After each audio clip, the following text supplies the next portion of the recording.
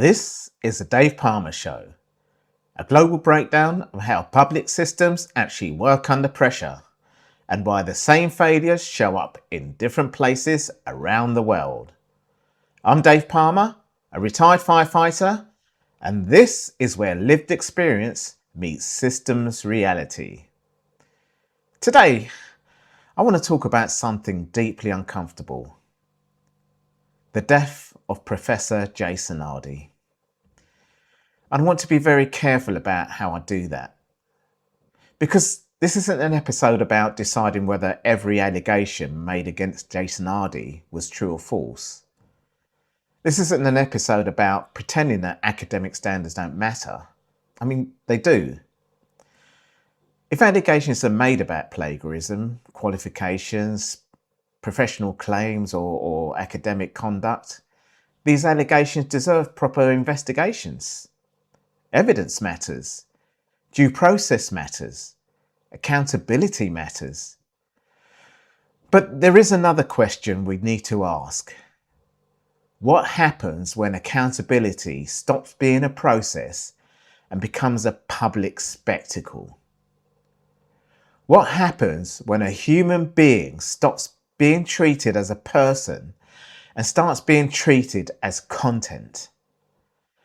And what happens when thousands of people, institutions, journalists, commentators, and anonymous accounts all become part of the same pressure system? Because that is the question I think we need to sit with. Jason Arday was 41 when he died. He'd been appointed to Cambridge in 2023 as the youngest black professor after a remarkable childhood and educational journey. He'd been diagnosed with autism as a child and didn't speak until he was 11 and didn't even learn to read or write until he was 18. His story had previously been presented as one of the extraordinary achievements against enormous odds. Then everything changed. In 2026, allegations about his academic records and other aspects of his public biography generated intense scrutiny. Cambridge announced investigations. Arday resigned. In his resignation statement, he described the public scrutiny as having taken a profound toll on him and those he loved. He said that for his own well-being and his family, he had concluded that the only way to end that chapter was to step away. He also asked for understanding, compassion, and space to begin again. Days later, he was found dead at a property in Battersea. The Metropolitan Police said his death was unexpected, but was not being treated as suspicious. And now we are left with something that is much bigger than one academic. We are left with a question about society, about institutions, about journalism, about social media, about race, about neurodiversity, about leadership, about mental health, and perhaps most importantly, about what happens when nobody is quite responsible for the whole picture. Because everybody can say, I was only doing my job. The journalist was doing journalism. The institution was doing an investigation. The commentator was expressing an opinion. The social media user was posting a joke. The logarithm was simply recommending content. The platform was simply providing a service. And yet, when you put all those individual actions together, you can create an environment that becomes almost impossible for human beings to escape. That is a system I want to examine today. Before Jason Arday became a controversy, he was a person. And I think that sounds obvious. But sometimes the obvious things are exactly what systems forget. His childhood story was extraordinary. He was diagnosed with autism and global developmental delay, or DLD, when he was 3. He didn't speak until he was 11. He didn't read or write until he was 18. And yet, he went on to complete higher education, obtain a doctorate, became an academic, researched race and inequality, and ultimately became a professor at Cambridge. That story was documented long before the events of 2026. And there is something important in that. Because when society sees somebody succeed against enormous barriers, we often turn them into a symbol. Jason became a symbol for Black achievement, for social mobility, for neurodiversity, for educational possibility, for overcoming expectations, for representation. And symbols are dangerous things because symbols are not allowed to be complicated. A human being can be complicated. A human being can make mistakes. A human being can be brilliant in one area and flawed in another. A human being can have achievements and failures. A human being can be both vulnerable and capable. But once someone becomes a symbol, people start demanding that they represent something. And when the symbol becomes to crack, people don't necessarily respond to the human being. They respond to the collapse of the story. The distinction matters. That distinction matters. Because if you only see Jason as Cambridge professor, you miss Jason. If you only see him as a Black professor, you miss Jason. If you only see him as autistic professor, you miss Jason. If you only see him as the man accused of plagiarism, you miss Jason. And if you only see him as the victim of a media campaign, you can also miss the complexity of what happened. A person is bigger than the headline, always. Now let me make something absolutely clear. There is nothing inherently wrong with scrutiny. In fact, scrutiny is necessary. If somebody occupies a senior public or academic position, questions about their qualifications can be legitimate. If an allegation of plagiarism is made, it should be examined. If an institution made an appointment and there are questions about the due diligence behind that appointment, those questions should be answered. Well, yeah, that isn't racism. That isn't persecution. That's accountability. But accountability has a mechanism. You establish the allegation. You establish the evidence. You allow a response. You investigate. You reach findings. You allow appropriate appeal or review. And then you act on the evidence. That's the system. The problem begins when scrutiny escapes the system. Because once an allegation enters the public arena, it can become something completely different. One article becomes another article. Another article becomes a social media post. That post becomes a video. The video becomes a reaction. And the reaction becomes another article. And suddenly, the original allegation is no longer the only story. The story becomes, what else is there? Then what else should he lie about? Then what else don't we know? Then who knew? Then who protected him? Then who else is involved? And suddenly the person is no longer being investigated. They are being searched. Their entire life becomes evidence.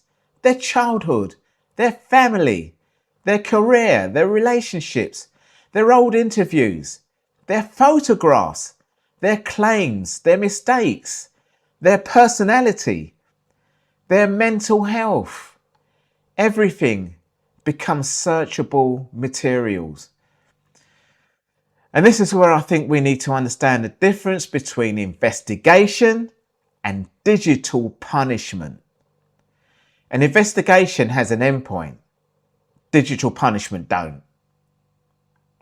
Let me explain this in simple terms. Imagine one person criticizes you. You can deal with that. Then 10 people criticizes you. It's harder.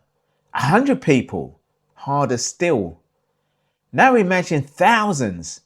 And imagine those thousands aren't standing in one room. They're everywhere. On X. They're on Facebook. They're on YouTube. They're on TikTok. They're in comment sections. They're in podcasts.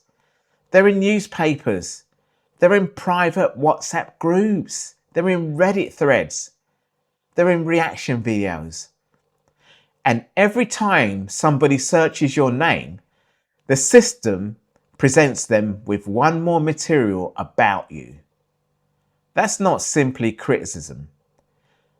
That is an environment. And the environment follows you home. It follows you into your bedroom. It follows you into your family. It follows you when you wake up. It follows you when you go to work. And if you're already vulnerable, already anxious, already exhausted, already struggling to process what is happening, the effects can be enormous. We should be careful here. And I'm not saying that the media caused Jason Arday's death. I'm not saying that that any particular journalist caused his death. The police investigation is ongoing, and we should not turn a tragic death into a simplistic, casual claim. But what we can absolutely ask is what role sustained public scrutiny can play in human well-being. What role sustained public scrutiny can play in human well-being. And we can ask whether our systems contain adequate safeguards when public scrutiny became overwhelming. That is a legitimate question. In fact, I think it's an essential question. One of the most disturbing things about social media is how quickly people become abstract. You don't see a father, you don't see an account, you don't see a husband, you don't see a username, you don't see someone's child, you don't see a profile picture, you don't see somebody who has spent years building a career. You see a target. And once somebody becomes a target, empathy can disappear very quickly. People say things online they would never say to another human being standing directly in front of them. Why? Distance, anonymity, group reinforcement, and algorithms. The algorithms doesn't care whether the content is compassionate. It cares whether people engage with it. Anger generates engagement. Humiliation generates engagement. Conflict generates engagement. Outrage generates engagement.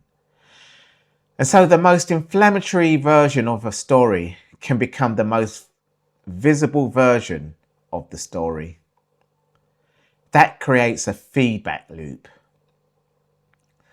The more people react, the more visible it becomes. The more visible it becomes, the more people react. And suddenly, everyone believes everybody is talking about this. But sometimes everybody is talking about it because the system is continually showing everybody that everybody else is talking about it.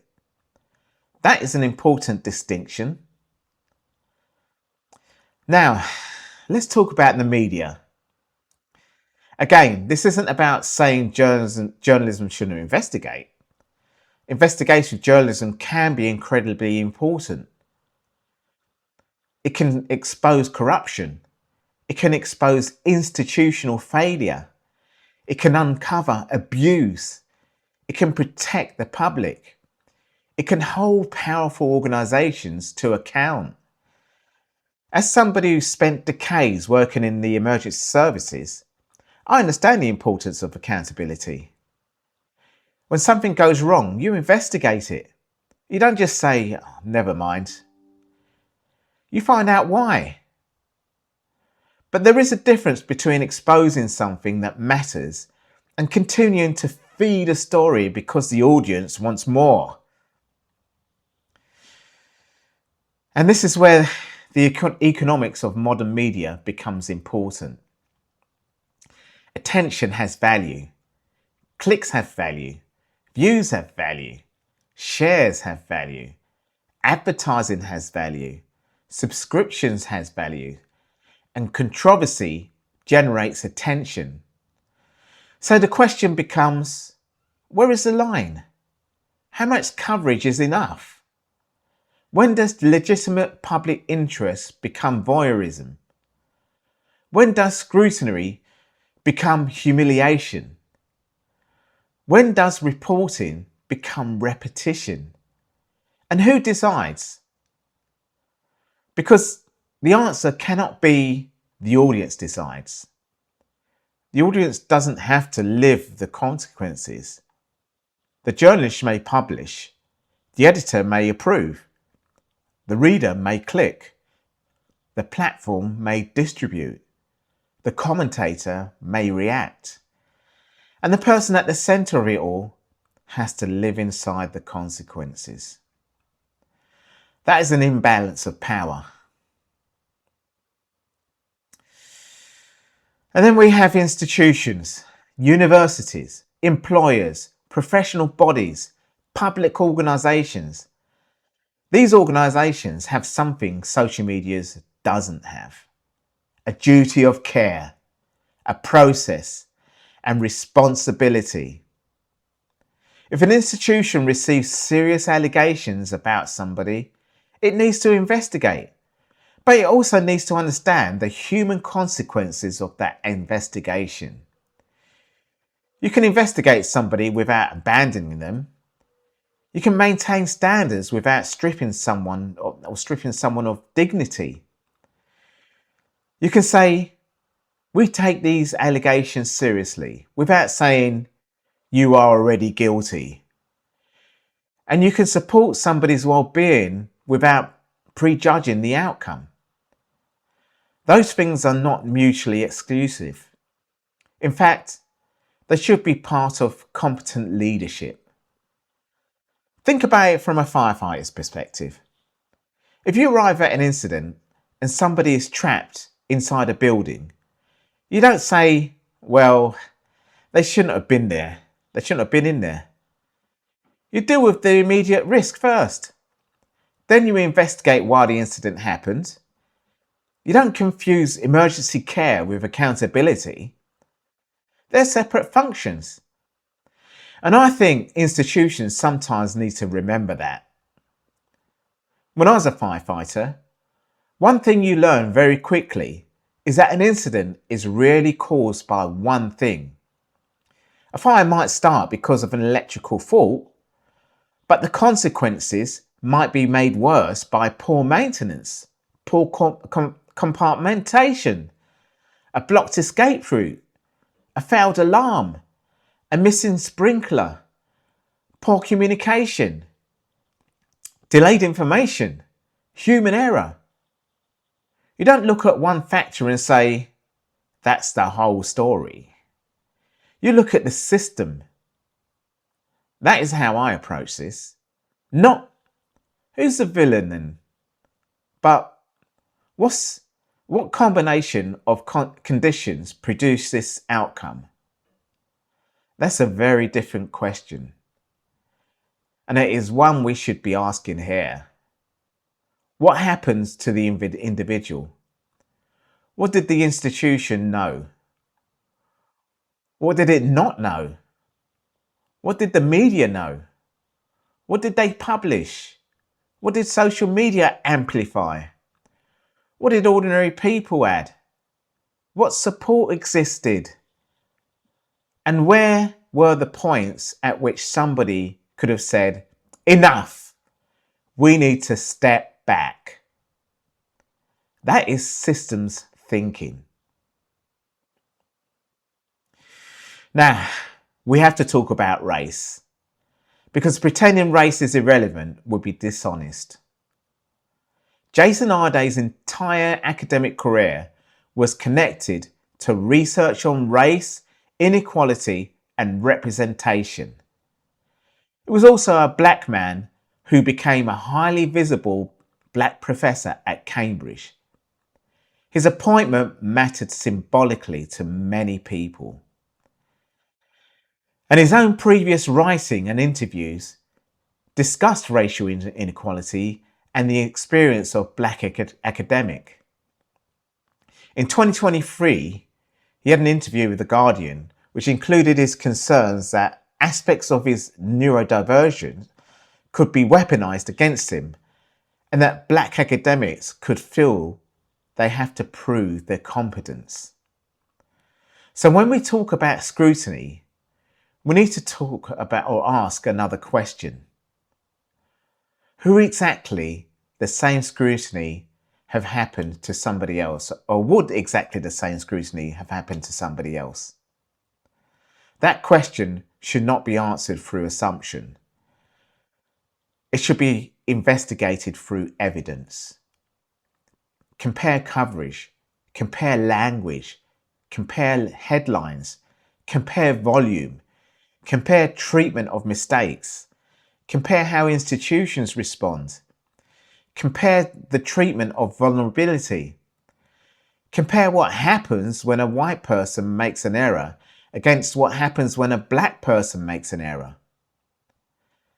That is how you examine systemic bias, not simply by shouting racism, and not simply by shouting political correctness.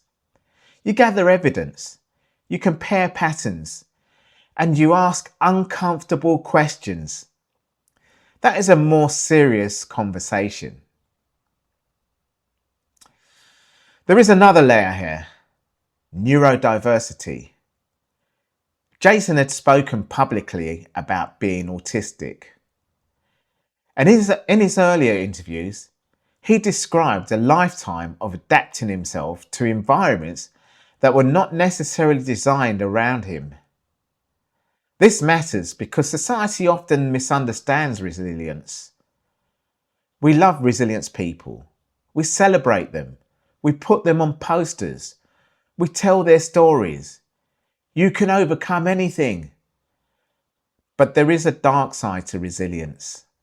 Sometimes we use the word resilience to mean keep tolerating this, keep going, keep smiling, keep performing, keep proving yourself, keep answering questions, keep defending yourself, keep explaining yourself, keep talking or taking criticism, keep being inspirational.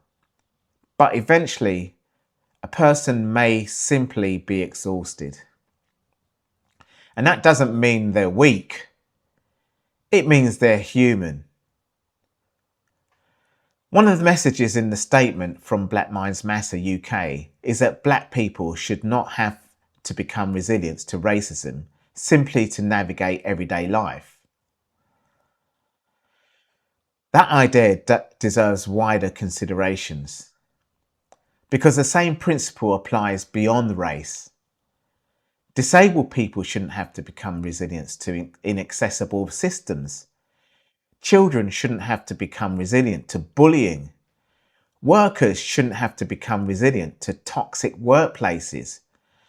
Patients shouldn't have to become resilient to poor healthcare. People in poverty shouldn't have to become resilient to systems that repeatedly fail them. Resilience is valuable, but resilience should never become an excuse for removing responsibility from the system. There is something else I want us to think about. Language. Because once somebody has been turned into a public controversy, language changes. A person becomes the professor, then the disgraced professor, then the fraud, then the liar, then the fraudster, then the scandal. Notice what happens? The noun changes. We stop talking about what somebody allegedly did. We start defining the entire human being by the allegation. That is incredibly powerful and incredibly dangerous. There is a difference between Professor X is accused of plagiarism and Professor X is a fraud. The first describes an allegation. The second describes a person. That's why responsible language matters, especially when investigations are incomplete, especially when a person's life is at stake, especially when the consequences are irreversible. Now, someone might be listening to this and saying, Dave, what about the people whose work was allegedly copied? Well, that's a fair question. They matter too. Academic integrity matters. People who have their work stolen or misrepresented deserves protection.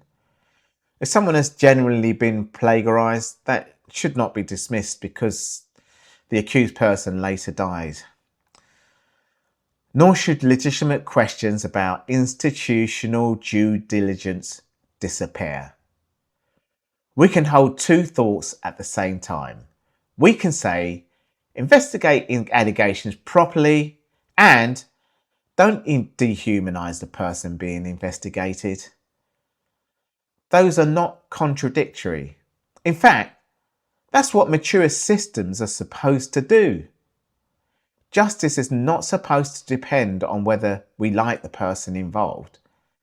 That's the whole point of process. There's another uncomfortable problem. We sometimes only know how to empathize with people if we believe they are completely innocent. But humans aren't perfect. A person can make serious mistakes and still deserve dignity. A person can lie and still deserve dignity. A person can fail and still deserve dignity. A person can be investigated and still deserve dignity. Accountability does not require cruelty, and compassion does not require acquittal. That is something we seem to have forgotten. We've created a culture where people are expected to choose. Either he was completely innocent or he deserved everything that happened. But real life doesn't work like that. Real people are complicated. Institutions are complicated. Evidence is complicated. And tragedy is complicated. Now, let's take this beyond Britain, because this isn't just a British problem. Look at the United States. Look at Europe. Look at India. Look at Australia. Look at Latin America. Look at the Middle East. The technology is in different places. The politics are different. The laws are different. The cultures are different. But the pattern is increasingly similar. Somebody becomes controversial. The allegation spreads. The algorithm accelerates it. People from camps. The person becomes a symbol. The story becomes an identity. Evidence becomes secondary to belonging. And eventually, people aren't asking what actually happened. They're asking, which side are you on? That is dangerous. Because once a story becomes tribal, facts becomes weapons. And if evidence supports your side, you share it. If it challenges your side, you dismiss it. And the human being in the middle disappears. This happens to politicians, celebrities, academics, teachers, doctors, police officers, activists, business leaders, ordinary people.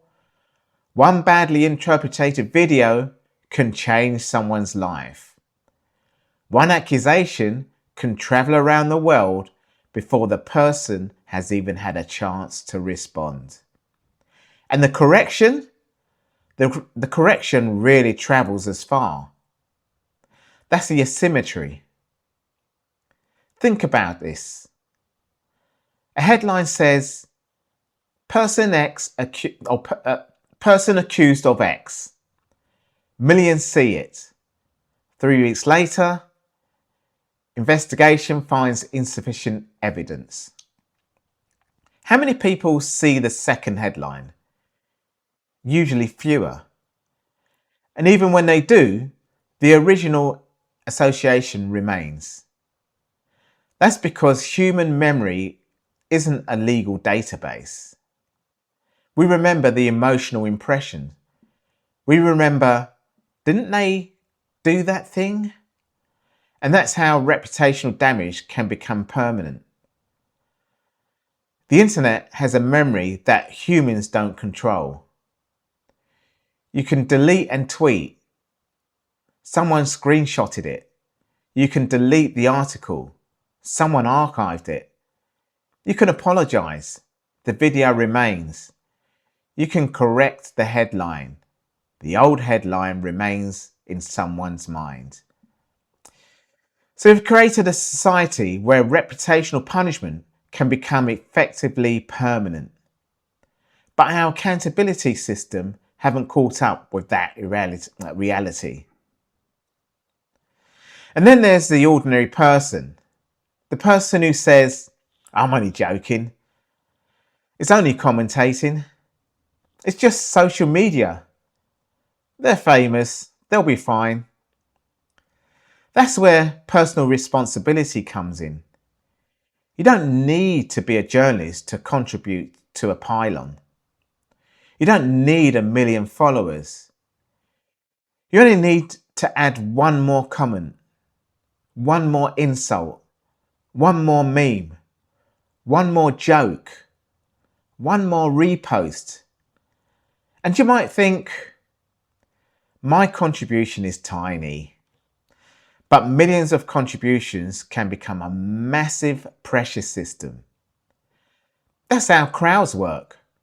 And social media has turned the crowd into something that can follow you everywhere.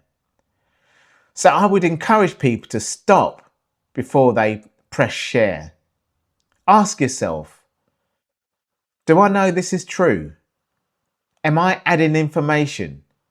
Am I adding context? Or am I simply adding anger? And if I wouldn't say it to somebody's face, why am I saying it online? That's not censorship. That's personal responsibility. So what can we do? Because being angry isn't enough. Being shocked isn't enough. And simply saying social media is terrible isn't enough. We need practical changes. First, slow down the information cycle. Give serious allegations time to be investigated. Don't treat the first version of a story as the final version. Second, Separate allegations from finding. An allegation is not a conviction. A claim is not proof. A correction deserves the same seriousness as the original claim.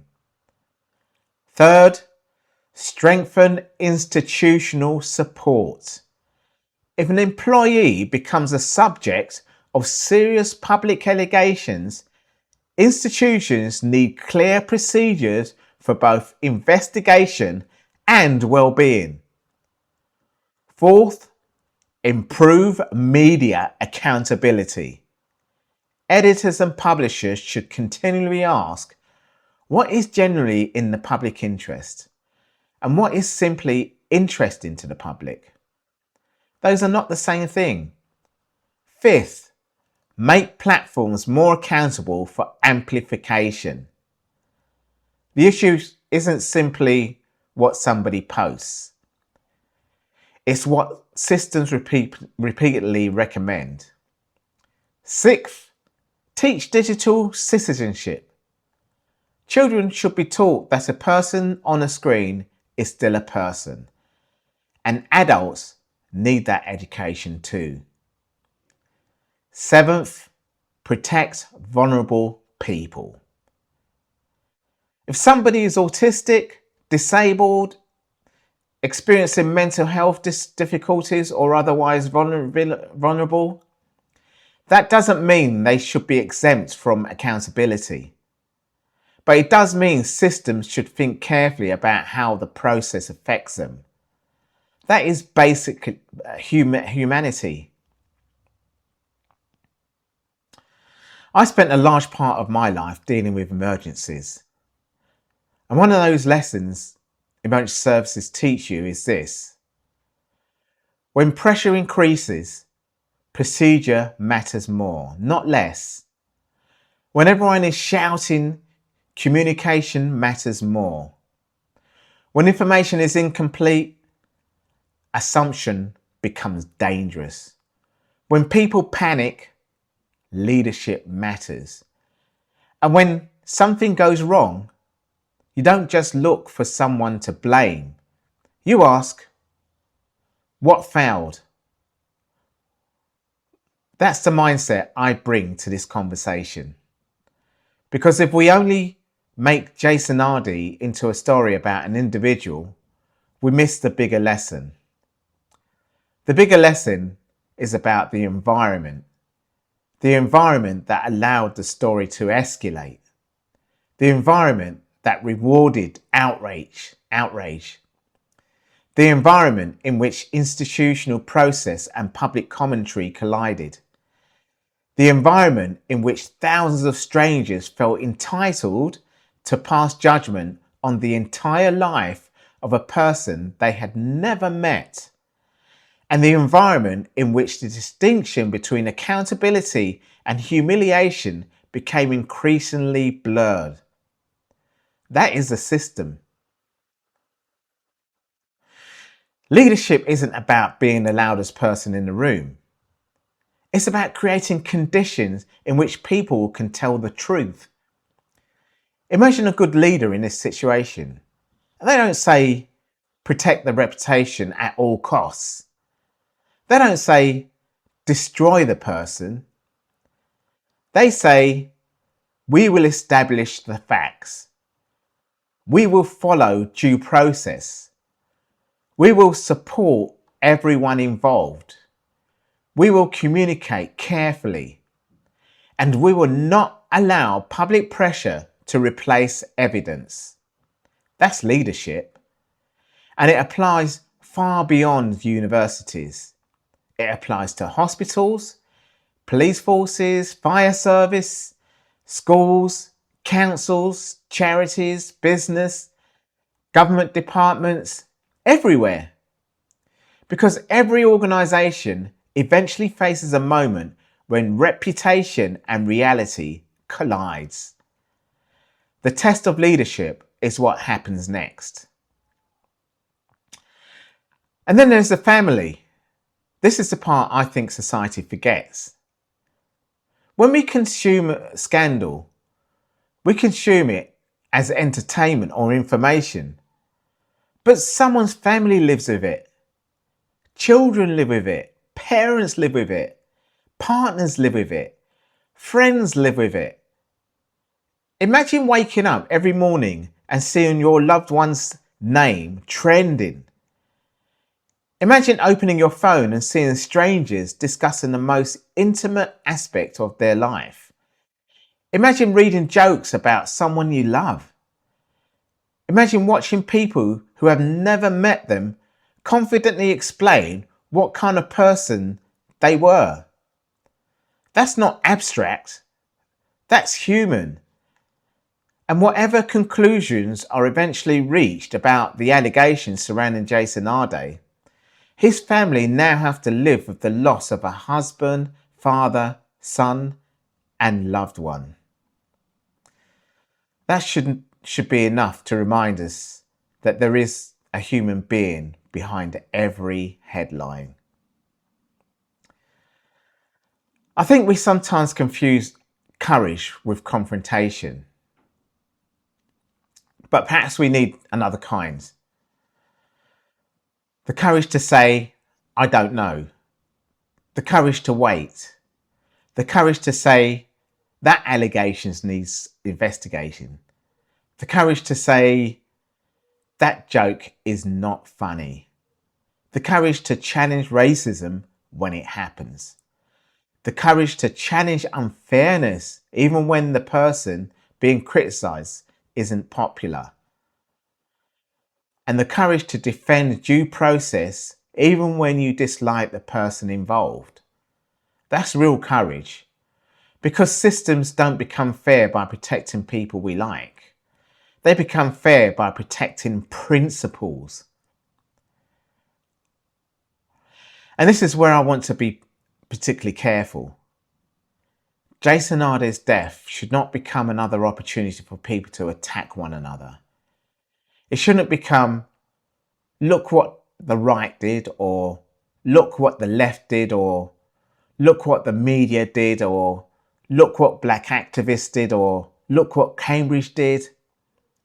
We can examine all of those questions, but we should not turn a dead human being into another political football. That will repeat the very thing we're criticising. Instead, let's ask better questions. How should university investigate concerns? How should they support vulnerable staff? How should journalists report serious allegations? How should corrections work? How should social media platforms handle pile-ons? How should racism and ableism be identified? How should people be protected from harassment? How do we preserve free expression without turning cruelty into entertainment? Those are serious questions, and they require serious answers. So what should we remember about Jason Arday? Not just the controversy, not just Cambridge, not just the allegations, not just the headlines. Remember the child who was once told, implicitly or explicitly, that his future would be limited. Remember the young man who eventually found his voice. Remember the academic who worked on questions of race and inequality. Remember the people who were inspired by his story. And remember the warning contained in the tragedy. A society can be technically functioning while becoming increasingly inhumane. Every individual action can look defensible, and yet the collective outcome can still be devastating. That's how systems fail. Not always through one dramatic decision, sometimes through thousands of small decisions that nobody thinks they own. So I want to finish with something very simple. Before you post something about another human being, pause. Before you share an allegation, pause. Before you turn somebody's suffering into a joke, pause.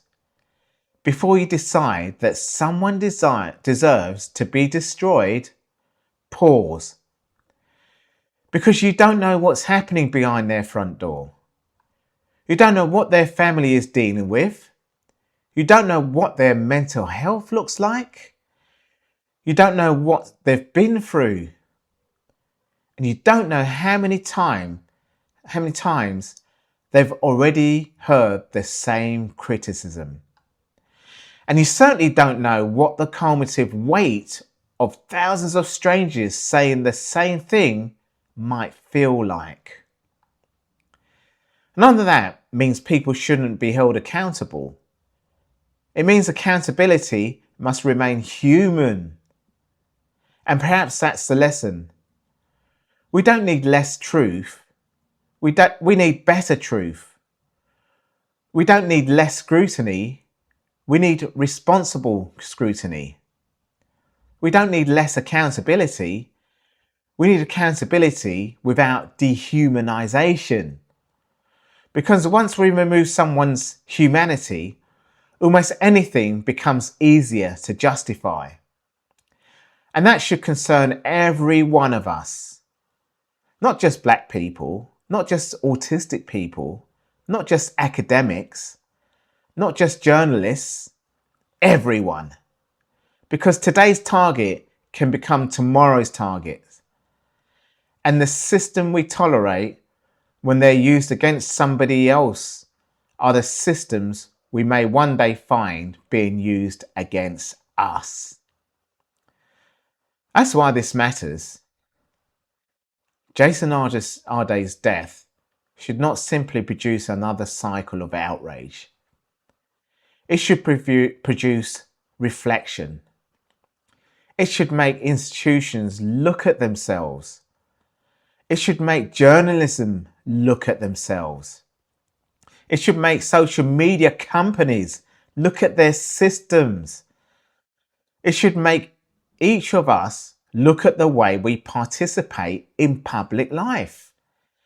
Because civilization isn't measured only by how we treat people when they're successful. It's measured how we treat people when they're vulnerable. And perhaps most importantly, how we treat people when we disagree with them. That is where character is revealed.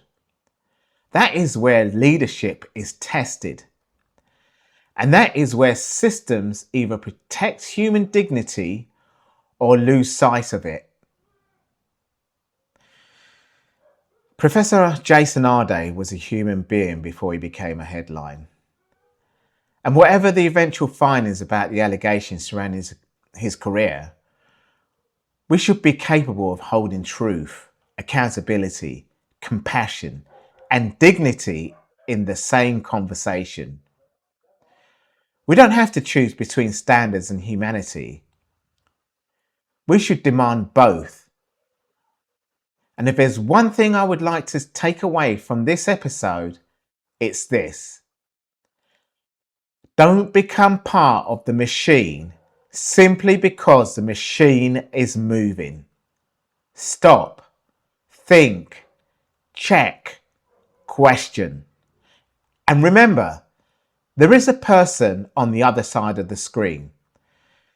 Because whether it's here in the UK or anywhere else in the world, these systems don't fail in isolation. They fail in patterns.